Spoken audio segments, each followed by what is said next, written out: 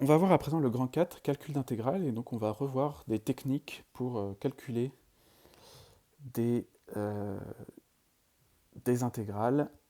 Et je vais passer rapidement, puisque c'est quelque chose qu'on a déjà vu dans le chapitre 7, donc tout ça on le reverra plutôt en exercice, hein. Donc la première méthode, c'est de trouver une primitive, donc ça va se faire par recherche de primitives, et en appliquant le théorème fondamental de l'analyse, tel qu'on l'a vu tout à l'heure. La deuxième, c'est la méthode par intégration par partie, qu'on a vu, qui consiste à voir que intégrer une fonction u' de t fois v de t entre a et b, ça revient à évaluer la fonction u de t fois v de t entre b et a, puis soustraire l'intégrale de a à b de u de t fois v' de t dt. Et si cette intégrale-là est plus simple à calculer, bah ça nous donne une méthode pour calculer l'intégrale. Je vous rappelle que cette formule, elle vient du fait que la dérivée de u fois v, c'est u' v plus uv'. Il y a la méthode de changement de variable, qu'on avait vu aussi dans le chapitre 7, qu'on va revoir dans les exercices.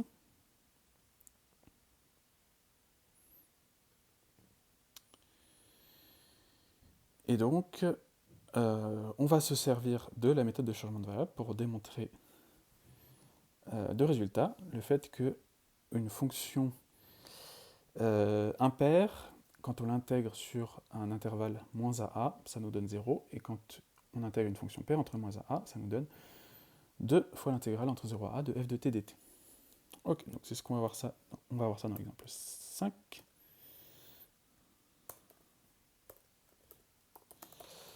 Donc on commence par supposer f impair. Et je vais démontrer que l'intégrale de moins a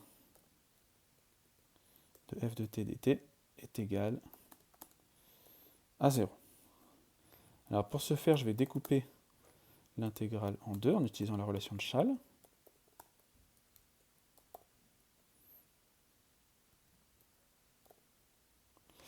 Et ensuite, je vais faire un changement de variable.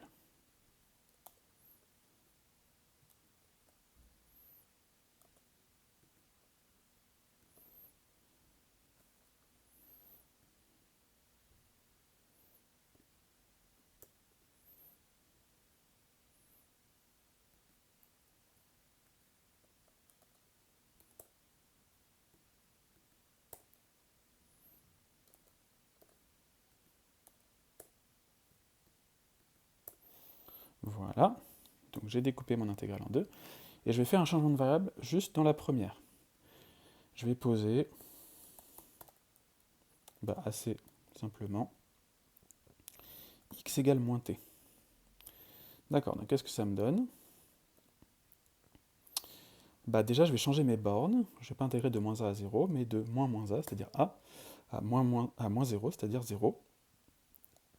Mon t va se transformer en moins x, et comme dx égale moins dt, dt va être égal à moins dx. Donc finalement, je vais avoir moins l'intégrale de f de moins x fois d de x.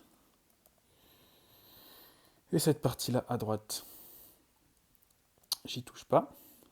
Maintenant, je vais me servir du fait que f est impair, pour dire que f de moins x, ça fait moins f de x.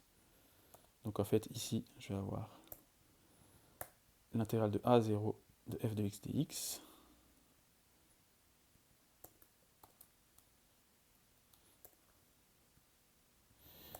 plus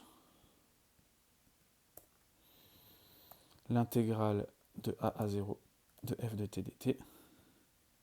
Et donc là, d'après la relation de Schall, ça me donne l'intégrale de 0 à 0 de f de t dt, c'est-à-dire 0. Et si f est pair, en fait, ça va être quasiment la même démonstration. Avec quelques différences. Donc là, pour le moment, ça ne change pas. La seule chose qui va changer, c'est que maintenant, comme f est une fonction paire, f de moins x est égal à x, donc je vais garder le signe moins qui était là, il ne va pas se supprimer. Et finalement, ce que je vais avoir, c'est l'intégrale, moins l'intégrale de a à 0, en fait ça fait l'intégrale de 0 à a, plus l'intégrale de 0 à a, donc finalement ça va me donner 2 fois l'intégrale de 0 à a de f. Voilà, je passe à l'exemple suivant, où on me demande de calculer une intégrale en posant le changement de variable t égale sinus de u. Alors on va traiter ça dans l'exemple 6.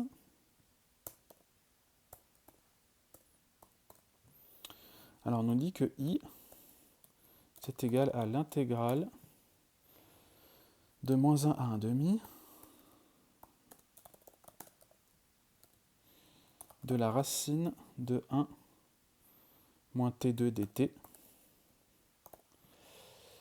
Et on me dit de poser le changement de variable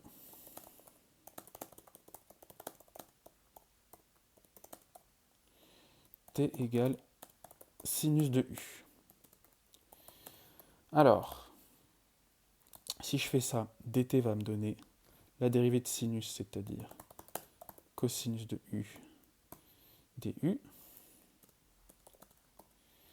Et du coup, i, alors qu'est-ce qui va se passer? Je vais devoir changer déjà mes bornes.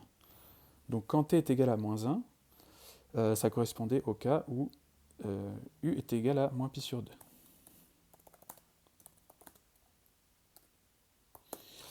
Et quand t est égal à 1,5, ça correspondait au moment où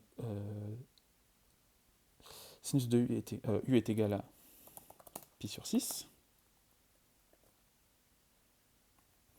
Et donc finalement, je me retrouve à intégrer racine carrée de 1 moins sinus carré de u fois cosinus de u du.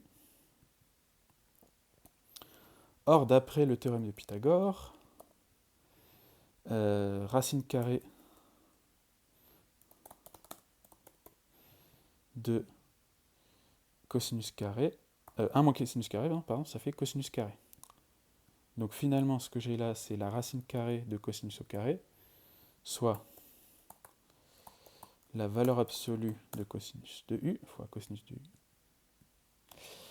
Mais comme mon u varie entre moins pi sur 2 et pi sur 6, le cosinus de u est positif. Donc là, finalement, ce que j'ai, c'est cosinus de u fois cosinus de u, c'est-à-dire cosinus carré de u. Donc je dois dériver ça. Et je vous rappelle, donc, comment on faisait pour dériver cosinus carré de u? Le principe, c'était de linéariser ce cosinus carré, c'est-à-dire de voir que ça nous faisait, en utilisant la formulation trigonométrique, c'est-à-dire exponentielle iu plus exponentielle moins iu sur 2, le tout au carré, ça me donnait finalement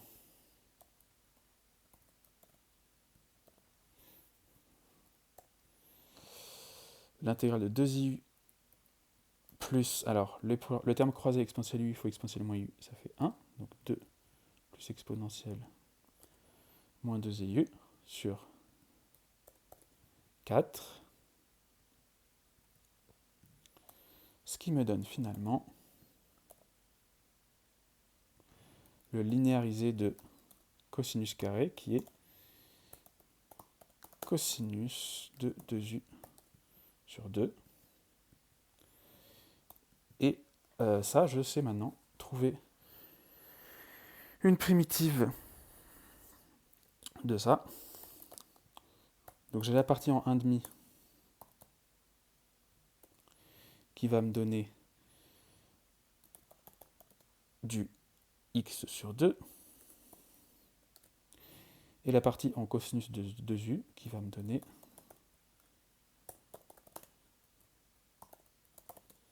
du sinus de 2u sur 4. Donc je vais devoir intégrer ça entre pi sur 2 et pi sur 6, ce qui va finalement me donner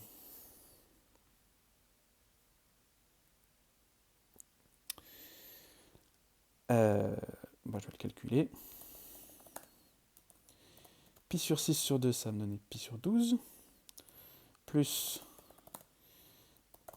sinus de 2pi sur 6 qui va me donner sinus de pi sur 3 sur 4, moins, alors, u sur 2 appliqué en moins pi sur 2, qui va me donner donc du moins pi sur 4, avec le moins ça va se transformer en plus, donc plus pi sur 4, moins sinus de 2u, donc 2u c'est moins pi sur 2, ça va me donner moins pi sur 4, et donc finalement je vais avoir ici pi sur 12, sinus de pi sur 3, c'est égal à racine de 3 sur 2, donc ça va me donner finalement racine de 3 sur 8, et ici pi sur 4. Voilà, on va terminer l'exemple ici. Je ne vais pas simplifier plus que ça les fractions, parce que, bon, ça faudrait le faire, mais c'est pas très compliqué, donc je vous laisse le faire si vous voulez simplifier la fraction.